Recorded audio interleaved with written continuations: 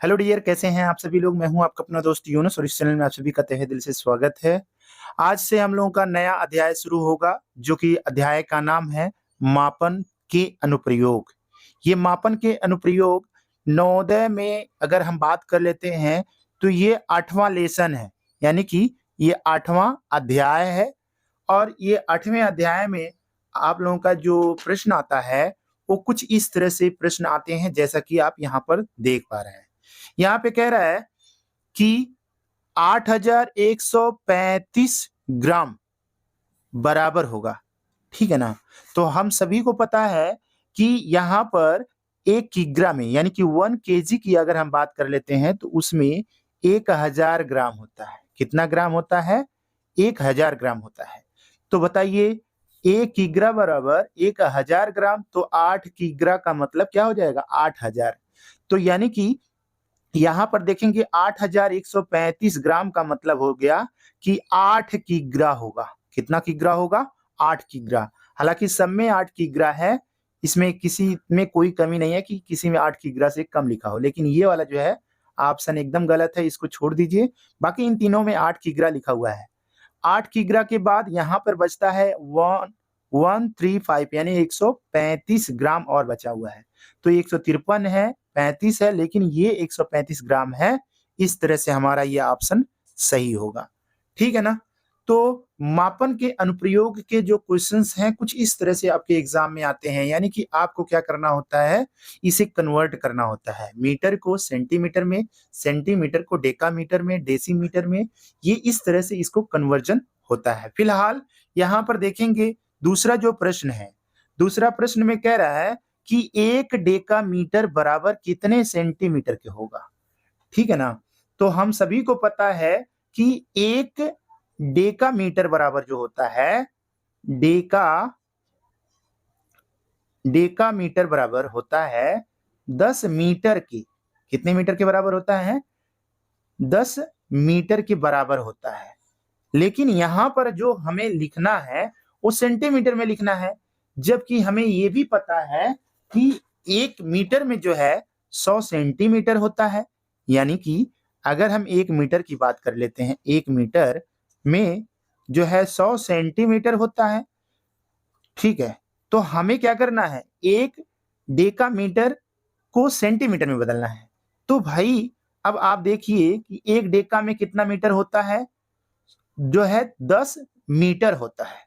तो अब 10 गुणे 100 कर लीजिए, क्योंकि डेका ये है, डेका में कन्वर्ट करना है।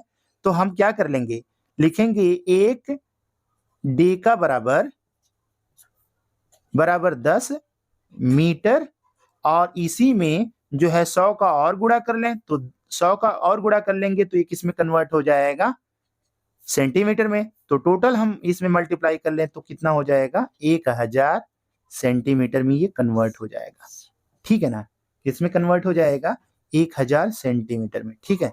तो 1 डेकामीटर बराबर 1000 सेंटीमीटर होता है। तो ये वाला हमारा ऑप्शन सही होगा, यानी कि सी वाला हमारा ऑप्शन यहाँ पर राइट है। फिर इसी तरह से बढ़ेंगे तीसरे सवाल की तरफ। तीसरा सवाल देखिए क्या कह रहा है। तीसरे सवाल में कह रहा है कि 16 किग्रा 9 हेक्टोग्राम और 90 ग्राम बराबर है, ठीक है ना। तो इसमें जो है सब कुछ किस में कन्वर्ट करना है? ग्राम में कन्वर्ट करना है, ठीक है। तो यहाँ पर ध्यान से देखिए कि जो है यहाँ पे कह रहा है 16 किग्रा, यानी कि 16। अब इसको ग्राम में बदलने के लिए क्या करना पड़ेगा? 1000। जैसा कि यहाँ पे पहले ही बताया गया है कि 1 kg बराबर होता है 1000 ग्राम। तो भाई 16 किग्रा बराबर कितना हो जाएगा? 16000 ग्राम होगा। कितना हजार ग्राम होगा? 16000 ग्राम होगा, ठीक है। अब यहाँ पर देख लेते हैं, यहाँ पे कह रहा है कि 9 हेक्टोग्राम। तो भाई 9 हेक्टोग्राम, 1 हेक्टोग्राम में 100 ग्राम होता है। तो 9 हेक्टोग्राम में अगर हम 100 का मल्टीप्लाई कर लें तो कितना हो जाएगा? 900 ग्राम हो जाएगा। यानी कि अगर यहाँ पे बात कर लेते हैं, 9 हेक्टो की बात कर रहा है, हेक्टो की, तो इसको ग्राम में बदलने के लिए 100 का मल्टीप्लाई कर देंगे तो इस तरह से हो जाएगा।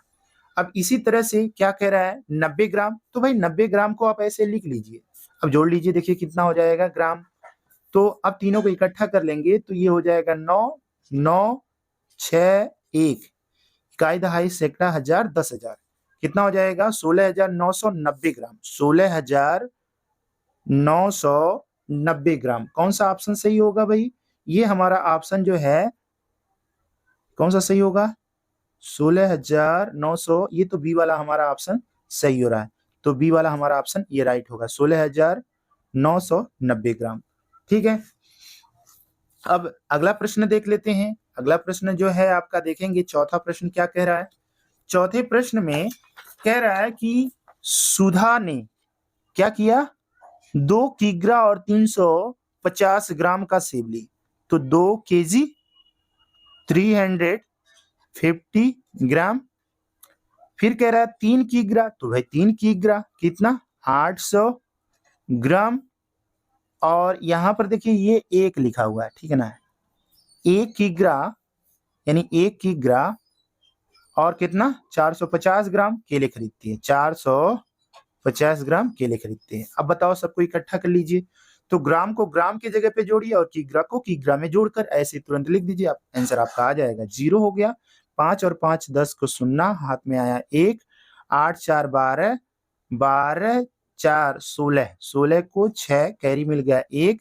अब इसको 1 इसमें भी जोड़ लीजिए, 2 1 3, सॉरी 3 1 4, 4 2 6 1 7। तो कितना हो गया, यहाँ पे होगा 7 केजी और 600 ग्राम हो जाएगा, ठीक है ना।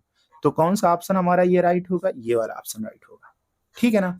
तो जब भी इस तरह का सवाल रहेगा तो ग्राम को ग्राम में जोड़िए, किग्रा को किग्रा में जोड़िए, मतलब सेम जो आपका लिखा होगा उसको उसी में जोड़ना होता है और किसी में नहीं जोड़ना होता है, ठीक है ना। इससे कभी भी आपकी गलती नहीं होगी, हर बार आपका ऑप्शन यानी आंसर राइट होगा, कभी भी रॉन्ग नहीं हो सकता है। अब यहाँ पर देख लीजिए, कह रहा है कि 140 फ़ारेनहाइट किसके बराबर होगा, यानी कि ये सेल्सियस में दिया हुआ है। तो फ़ारेनहाइट का एक सूत्र आप लोगों को बता दे रहे हैं, यहाँ पर नोट कर लीजिए। इसका सूत्र होता है C इज इक्वल टू, यानी कि ये जो सेंटीग्रेड, ये आपका जो है सेल्सियस में जो दिया हुआ है तापमान, इसको जो है लिखने के लिए यहाँ पे 5 ब्रैकेट में F-32 और बटा में क्या हो जाएगा 9, ये सूत्र होता है, ठीक है ना। तो इसको आप फ़ारेनहाइट सेल्सियस को फ़ारेनहाइट में और फ़ारेनहाइट को सेल्सियस में आराम से कन्वर्ट कर सकते हैं। फिलहाल आपको फ़ारेनहाइट को सेल्सियस में कन्वर्ट करना है, तो C इज इक्वल टू -5 और F के जगह पर कितना लिखोगे 140 फ़ारेनहाइट -32 और बटा कितना हो जाएगा 9, ठीक है ना। तो अब क्या करिए, इसमें से इसको घटा लीजिए। तो जब इसमें से इसको घटा लेंगे तो कितना हो जाएगा 5 गुणे ये आपका हो जाएगा 108 और बटा में कितना हो जाएगा 9। तो 9 से काट दीजिए, 9 एक कम 9, यहाँ पर 9 एक कम 9, 9 दूना 18, 12 पचे 60, तो C बराबर 60 डिग्री। कितना डिग्री आ गया 60 डिग्री। तो यानी कि टेम्परेचर कितना होगा 60 होगा, ठीक है ना। ये हमारा ऑप्शन राइट होगा। यानी कि जब भी इस तरह का सवाल पूछे तो ध्यान रहे आप लोगों को ये चीज याद होना चाहिए। जब ये याद रहेगा तो आसानी से आप उसको कन्वर्ट कर सकते हैं, ठीक है। एक सवाल और है, छठवां सवाल देखिएगा। छठवां सवाल में कह रहा है एक विद्यार्थी रात में 10 बजे सोने गया। कितने बजे सोने गया वे? 10 बजे। 10 बजे वो सो जाता है, ठीक है। तो जब 10 बजे सो जाता है और सुबह 6:30 पे यानी 6:30 बजे जग जाता है, तो वह कितनी देर तक सोया होगा? तो ध्यान से देखिए कि 10:30 पर वो सोने गया, ठीक है ना, और 6:30 तक जो है सोया है। तो इसका मतलब क्या हो गया कि कहीं न कहीं ये घड़ी जो होती है, घड़ी का फिलहाल मैं एक वीडियो और बना दूँगा स्पेशली आप लोगों के लिए। लेकिन उससे पहले ये सवाल अगर आ गया है तो इसको आप सीख ही लीजिए, बहुत आसान है। फिलहाल इसको लेकर जाइए 12 बजे तक, ठीक है ना। 10 के बाद जो है 11 पड़ेगा, 11 के 12 पड़ेगा। तो 10 यानी कि 10 में अगर 10:30 में अगर 30 मिनट और दे दिया जाए तो 11 और 11 और 1 12, यानी कि ये 12 बजे तक कितना घंटा सोया होगा? 1.5 घंटा, यानी 1 घंटा 30 मिनट सोया होगा 12 बजे तक। और इधर कितना सोया है भाई? 12 के बाद तुरंत 1, 2, 3, 4, 5, 6 ऐसे बज रहा होगा। तो भाई 6 घंटा इधर सोया है, यानी कि 6 घंटा 30 मिनट इधर सो लिया और 1 घंटा 30 मिनट ये सो लिया। तो 6 घंटा और ये 30 मिनट दोनों जोड़ लीजिए, देखिए कितना हो रहा है। तो ये 0, 6, 30, 30, 30, 30, 60 हो जाएगा। और यहाँ पर आप देखेंगे 6 और 1 कितना हो गया? 7 हो गया। 6 ये कितना हो गया? 7 हो गया। तो अब आप देखिए ध्यान से कि यहाँ पे क्या आ रहा है? यहाँ पे तो आ रहा है आपका 7, 60। तो भाई अब देखिए इसमें 7, 60 है क्या कहीं पे? नहीं है। क्यों नहीं है? क्योंकि आप यहाँ पे एक गलती कर रहे हैं। कौन-सी गलती कर रहे हैं भाई? फिलहाल ये गलती नहीं, मैं आपको यहाँ पे सिखाना चाहता हूँ कि जब भी 60 मिनट होता है तो ये 1 घंटे में कन्वर्ट हो जाता है। तो 7 घंटा तो वैसे सो लिया और 60 मिनट बराबर क्या होता है? 1 घंटा होता है। 1 घंटा और जोड़ लीजिए, तो 7 में 1 जोड़ लेंगे कितना हो जाएगा? 8। तो बताओ कि इसमें कितना घंटा सोया होगा? 8 घंटा सोया होगा ना? तो ये वाला हमारा ऑप्शन राइट होगा, यानी 8 घंटा वो बच्चा सोया है। इसी तरह का यहाँ पर देखेंगे एक सवाल और है, ये वही सेम सवाल है, ठीक है ना? कह रहा है कि 8:30 पर बच्चा सोने गया और अगले दिन 6:15 पर वो जाग जाता है। तो बस आपको करना क्या है? यहाँ पर देखिए 8, 4, 12, 8, 4, 12 है, यानी कि जो है 8, 8 में अगर 4 घंटा जोड़ लें तो 8, 4, 12, तो यहाँ पे 8:30 है। तो भाई 3 घंटा 30 मिनट जो है इधर सोया होगा। ये 12 बजे से पहले-पहले 3 घंटा 30 मिनट ये सोया होगा और 6 घंटा 15 मिनट इसमें सोया होगा। तो 6 घंटा और 15 मिनट ये जोड़ लीजिए। देखिए 5 हो जाएगा, 3 1 4 हो जाएगा, 6 3 9 हो जाएगा। 9 घंटा 45 मिनट इसमें सोएगा। तो 9 घंटा 45 मिनट ये वाला ऑप्शन राइट है। 9 घंटा 15 मिनट, 2 घंटा 15 मिनट, 2 घंटे 45 मिनट, ठीक है ना? तो ये वाला हमारा ऑप्शन सही है। आप सभी लोगों को वीडियो कैसा लगा? कमेंट बॉक्स में कमेंट करके ज़रूर बताइए। Thank you so much. Bye bye.